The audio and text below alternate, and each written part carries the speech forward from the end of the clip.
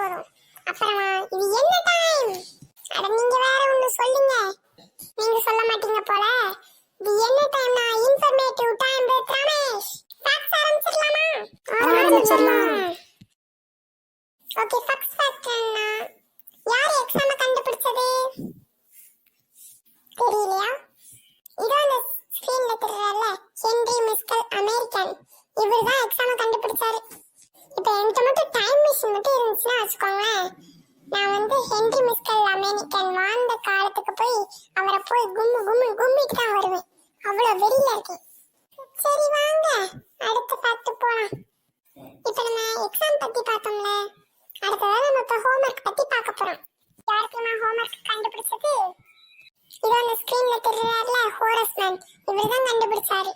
இவர் எதுக்காக ஹோம்வொர்க் கண்டுபிடிச்சாருன்னா, அங்க இருக்க ஸ்டூடெண்ட்ஸ்லாம் ரொம்ப சேட்டை பண்ணிட்டே இருந்தாங்க. அதனால பனிஷ்மெண்டா தான் இந்த ஹோம்வொர்க்கை கொடுத்தாராம். ஆனா அண்ணா அது இப்ப வரைக்கும் இருக்கு. என்னத்த சொல்றது? சரி வாங்க ரெண்டு ஃபேக்ட் ஸ்கூல் பத்தி பார்த்துட்டோம். அடுத்ததான் நம்ம பூமியை பத்தி பார்க்கலாம்.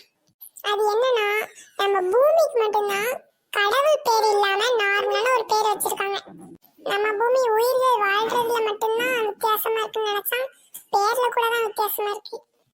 அடுத்ததான் நம்ம ஜீப்ராவை பத்தி பார்க்கலாம்.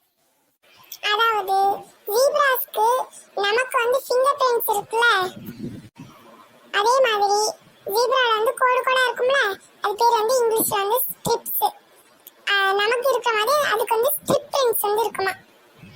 பாத்தீங்களா, ஜீப்ரா கூட ஸ்ட்ரிப் பிரிண்ட்ஸ் இருக்கு. அடுத்த ஃபேக்ட் என்னன்னா மாடு பத்தி. மாடுகளுக்கு மேல் சைடு மட்டும்தான் பல்லு இருக்குமா. எனக்கு இருக்க மாதிரி மேல் சைடு பல்லு இருக்காதான். மாடுகள் பல்லுல வித்தியாசமா இருக்கு. ஓகே ஃப்ரெண்ட்ஸ், இன்னைக்கான வீடியோ ரொம்ப சீக்கிரமா முடிஞ்சிச்சு.